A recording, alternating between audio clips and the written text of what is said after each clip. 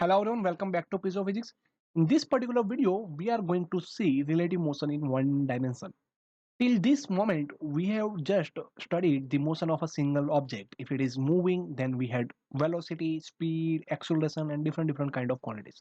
But what if the observer is in the moving object or moving car? Okay. So initially, like we have just discussed about the reference frame was on the ground and the object was moving. But what if the reference frame is itself moving? Okay, so in that case we will have relative motion in one dimension if both the objects are traveling in a straight line. If both are traveling in a plane, then we will have two dimension. If both the objects are traveling in a space, then we will have three dimension. So first let us discuss about relative motion in one dimension, right? So consider this xy plane, and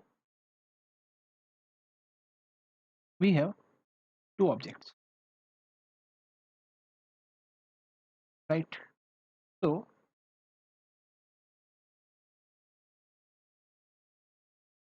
this is the origin, and origin to the object. Our first object, this is our second object. The position vector of first object is r1, and position vector of second object is r2, right? So now what is the position vector r1? So I can write r1 as x1 I cap plus y1 j cap plus z1 k cap. What is r2? R2 is basically x2 I cap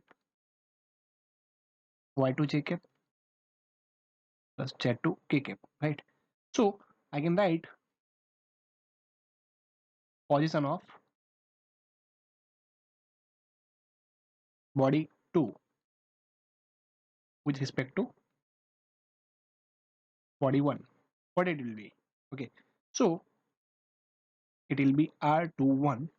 The position of body 2 with respect to body 1, it will be r2 minus r1. Okay, so I can also write it as delta r21 because it is just displacement between both the objects. Okay, now I'll subtract x1 from the x2. Okay, so I'll have x2 minus x1 I cap plus y2 minus y1 j cap plus z2 minus z1 k cap, right?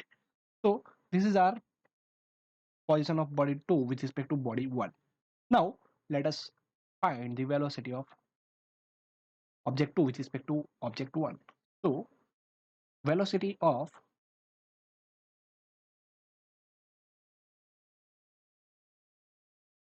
object 2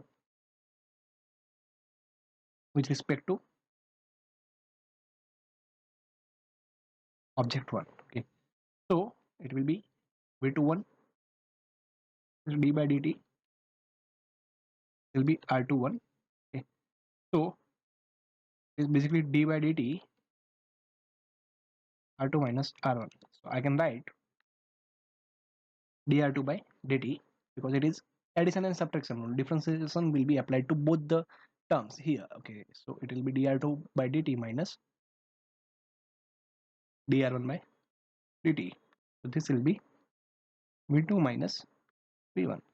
So v21 is basically v2 minus v1, and this is the most important formula which we are going to use to solve most of the problems. This was our first equation, this is our second equation, and in most of the cases we are being asked this thing, velocity of second object with respect to first object. And third thing which we are going to find is acceleration. So acceleration of object 2 with respect to object 1, this will be a21. A21 will be d by dt v21. This will be d by dt v2 minus v1. So this will be again dv2 by dt minus dv1 by dt. So this will be a2 minus a1. So acceleration of body 2 with respect to body 1 is basically a2 minus a1, and this is our equation number 3. Okay, so